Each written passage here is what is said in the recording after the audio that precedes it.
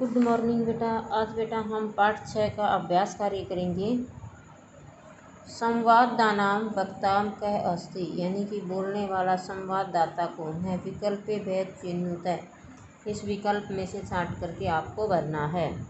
अयम आरण्यक ग्रामम वा इति ज्ञातव्यम, अयम यह आरण्यक जंगल, ग्रामम गांव जैसा ही ज्ञात होता है। ये किसने कहा था? ये उस ऊँट ने कहा था बेटा। तो मतोत्कटः, यानी कि उस ऊँट ने कहा था कि ये जो जंगल है वो गांव जैसा ही दिखाई दे रहा है। एव हनत्वा तृप्तिम अनुभवतः, इसको मारकर तृप्ति का अनुभव करो। ये किसने कहा था?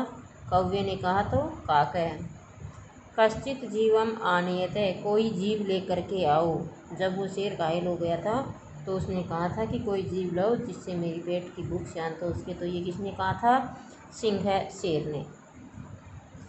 त्वमपि कृशकाय सजातीय अस्ति, तुम भी इसके समान ही क्या हो? कमजोर काया के हो। ये किसने कहा था? सिंह, सिंह ने। विकल्पे भय उचित पदम चित्वा लिखत, विकल्प में से उचित पद को सोच करके हमें यहाँ भरना है।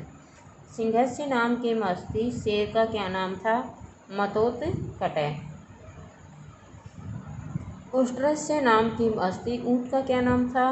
कथनक है, कथनक। सिंहस्य उष्ट्राय किम अयच्छत, सिंह ने ऊँट को क्या दिया था?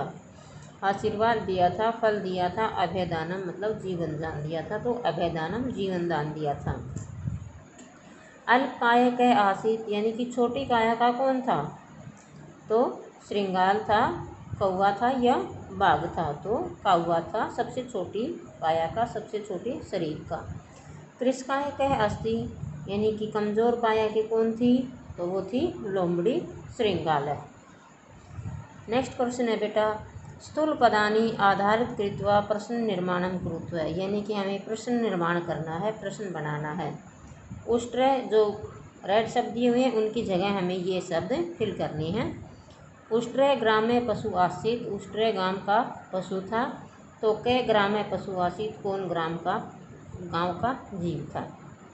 सिंह शरणागतस्य वधम न करोति, तो सिंह कश्यम वधम न करोति, शेर किसका वध नहीं करता। उष्ट्रम सस्पाणी खाद्यन्ति, यानी कि ऊँट है वो पेड़ पौधों के पत्ते खाता है। तो उष्ट्रम किम खादति, उष्ट्र क्या खाता है, ऊँट क्या खाता है।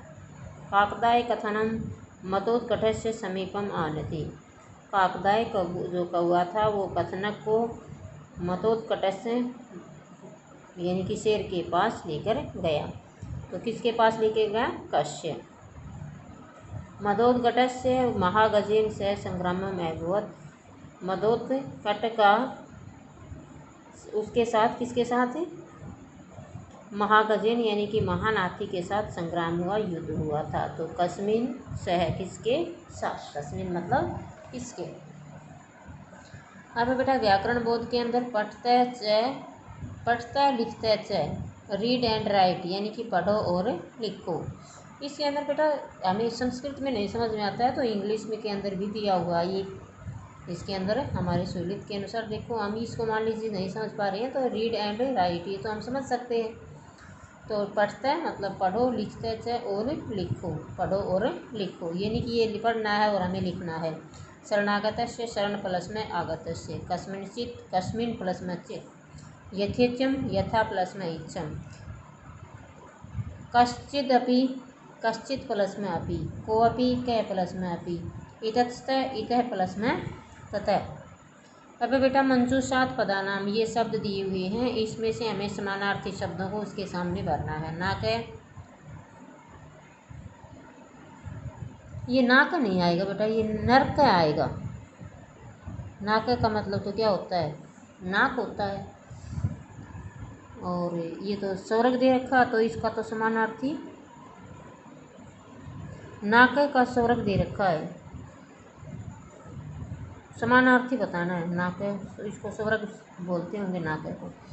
वने अरण्य, वृथा वृथम बेकार, भोजनम असनम, आत्मानम निजम, और पादम होता है चरणम। ये हमें वचन और विभक्ति बताना है। तस्मै कौन सी विभक्ति है? कथनकम, उद्घोटस्य, भ्रमणेन, सस्पाणी और बक्वा, ये हमने इसकी विभक्ति भर दी है। और इसके आधार पर हमने 5 वाक्य हैं वो चित्र को देख करके हमने बना दिए। अत्र वनस्य चित्रमस्ति, ये वन का चित्र है। पक्षीराज मतलब पक्षियों का राजा कौन है? मोर। सिंहासनेन तिष्ठति, सिंहासन पर बैठा है। कपोत मुख फलम पत्रम अस्ति, कबूतर के मुख में क्या है? पत्र है। सुख आम्रम खादती, और सुख मतलब तोते ने क्या ले रखा है? मुँह में आम ले रखा है, तो वो आम खा रहा है। और पक्षी क्या किसको देख रहे हैं? पक्षी राज को, यानी कि मोर को देख रहे हैं। तो ये अभ्यास कार्य बेटा आपको अपनी बुक में और फिर नोटबुक में फिलअप करना है और उसको लर्न भी करना है। धन्यवाद।